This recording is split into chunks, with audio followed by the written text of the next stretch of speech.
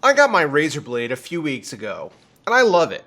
It's got a bigger screen, a small bezel, a new Coffee Lake mobile chip, longer battery life, and a host of other improved features from the original. The thing is, its reign at the top might be short-lived because other companies are turning their focus to the thin and light gaming laptop market now, which is growing rapidly. This is the Gigabyte Aero 15, and it's coming right for the crown.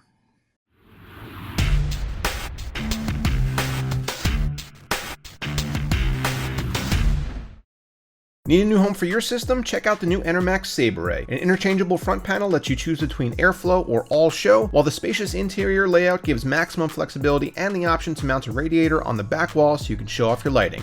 The top-mounted I/O features a convenient and easy way to change up the coloring on the vibrant RGB strips that span the entire exterior, and the PSU shroud and included lighting and fan control hub keep you in command. Check out the Sabre at the link below. The Aero 15 arrived at the office about 2 weeks ago from Gigabyte, and I want to thank them for sending it over for review. But by the time you guys watch this, it will likely be packed up and shipped back to them to send out to another reviewer. So unfortunately, I won't be able to follow up on this video with any long-term testing. I'll try to do my best to answer questions down in the comments. However, in the time I've had it, I've used it exclusively as my daily driver laptop, leaving my blade looking sad and lonely in the corner basically the whole time. As painful as that was, I had confidence that the Aero would provide me with the same level of performance and refinement, as it sports many of the same specs. It's got the brand new i7-8750H processor with 6 cores and 12 threads that turbos up to 4.1 GHz, the same dual channel 2666 DDR4 memory, the same storage capacity at 512 GB, although this model has the SATA configuration instead of the PCIe, which is available. Gigabyte sent over the version with a GTX 1060, but you can get it with a GTX 1070 if you'd prefer. You can also opt for this 144Hz 1080p screen or a 4K 60Hz version. Getting it out of the package and just looking around the exterior, I was enormously impressed. It's just about the same size as the blade, although it is just maybe slightly larger in the forehead region due to the hinge design, and it's a whole 1 millimeter taller. It still qualifies as extremely portable and definitely fits the definition of a thin and light. However, unlike Razer, Gigabyte has managed to cram some real useful I/O onto the right and left sides. On the left, we get a headphone microphone combo jack, mini display port, full-size HDMI, and hey, an Ethernet port. On the right side, there's an SD card reader, Thunderbolt 3 USB-C port, 2 more USB Type-A ports, and the power plug. So far, so good, and I'm already liking what I'm seeing. The hinge opens up almost as smoothly as the blade, and you can indeed still one-finger it if you feel the need. The chassis is made out of aluminum, and the body has very little flex to it at all. This also includes the lid, which despite it being thin, is remarkably sturdy and bend resistant. The power button sits right up top above the full keyboard with number pad, which Gigabyte has managed to squeeze in here by taking the speakers and moving them down to the bottom of the chassis. Now this is where we run into some problems, and in fact, they are 2 of my 3 biggest issues with the Aero 15.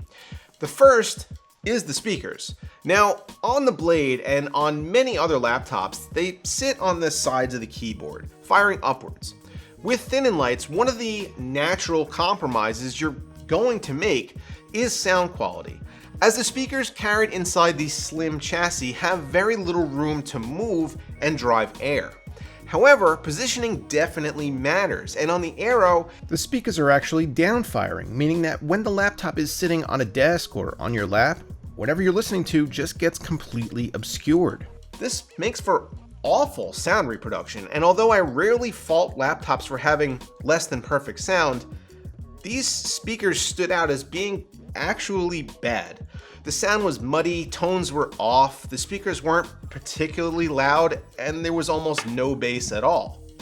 The second problem with this overall configuration was the keyboard. The feel of the keys themselves was good. I liked them overall, maybe not as much as the keyboard on the blade, but that's kind of a high bar to clear. I had no issues with the clickiness, travel distance, or actuation force. The problem, and one that actually became a major headache and that I absolutely could not get used to even after 2 weeks, was the layout and spacing. Because the Aero has a full number pad, the main keyboard is pushed off to the left side. It's not centered in your workspace. What's worse is that they made the keys very slightly narrower and very slightly closer together than you might be used to. With these two factors, I couldn't type on this thing, period. I would try to orient my hands and type as normal, but it was a truly arduous experience trying to stay centered. I don't know if I ever successfully typed a couple of consecutive sentences in a row without accidentally smashing the numlock or home keys instead of backspace or backslash. I often type without looking at the keyboard, and if I tried that with the Aero, I would almost immediately end up typing just a whole bunch of gibberish, as my hands weren't where I expected them to be. I would have had to literally stare at the keyboard while typing if I wanted to get anything done at all. And even then, sometimes I would still strike the wrong key because they're pretty close together. Just the combination of the factors that I've talked about here made typing really unpleasant. Maybe I'm just used to a specific layout and spacing, I guess, but honestly, I go back and forth between my desktop and laptop keyboards all the time without any issues. When it came to the Aero 15, however, it was just frustrating every time I needed to type anything. Moving the cursor around, however, was really good. Again, the trackpad is probably not quite at the level of Razer's, but it's definitely smooth. I did get a few skips here and there, and a couple of times it actually just froze on me, so my pointer stopped responding for maybe a second or so. But I'd say this trackpad is better than most, and it's not something I'd put on the list of complaints. Okay, so I have one more negative to talk about before we get into the goods. This webcam. What an absolutely awful spot for a camera. It's basically just shooting directly up at my chin. If I put my hands on the keyboard, you can see my fingers in the frame. This is just dumb. It's a fine webcam, I guess, maybe a little bit lower than average, but basically the same as any other laptops. But with its positioning as it is, I don't think that I would ever use it. So with my gripes out of the way, let's soldier on. Gigabyte has integrated their RGB Fusion software here to allow you to control the per key backlighting, which comes in your standard RGB flavors. The Gigabyte logo on the rear of the lid also illuminates and creates a nice effect, slightly less aggressive than the green glowing snakes on the back of the blade.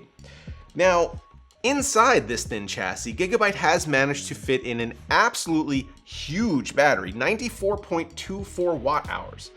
This is one of the major selling points of this laptop, as it means battery life is actually stellar.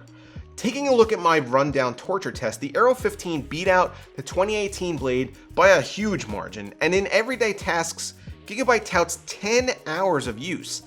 I didn't quite get that in my testing, as I set out to replicate what I feel was like a real world workload, and it died on me after maybe about 6.5 hours.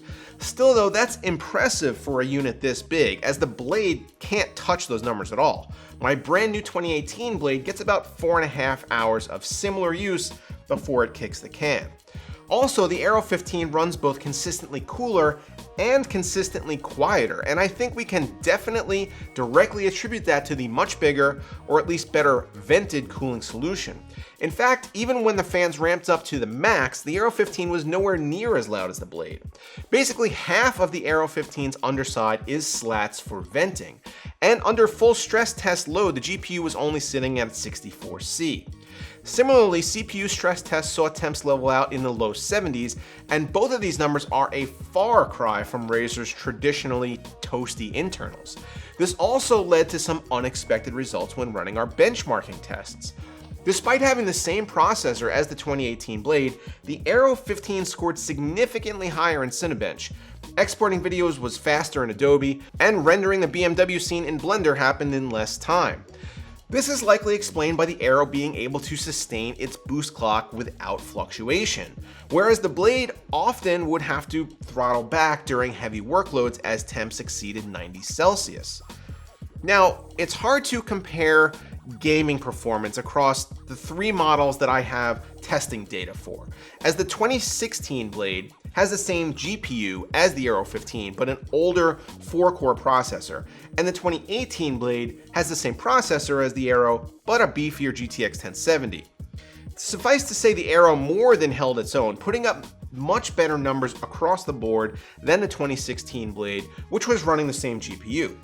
Also, as this is the 1080p version, a GTX 1060 is likely all that you'll need anyway, at least for the foreseeable future. I'd like to add that gaming on this gorgeous 144Hz IPS panel was a delight.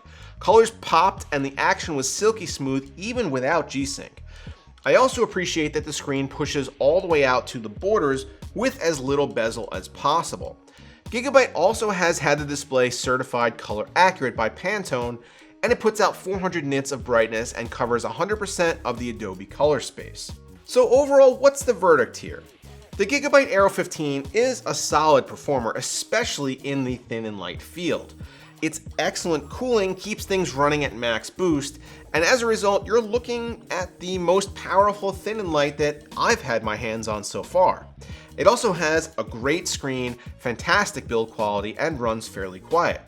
On the downside, I think the webcam is useless, the speakers are poor, and I just actually straight up couldn't type on this thing.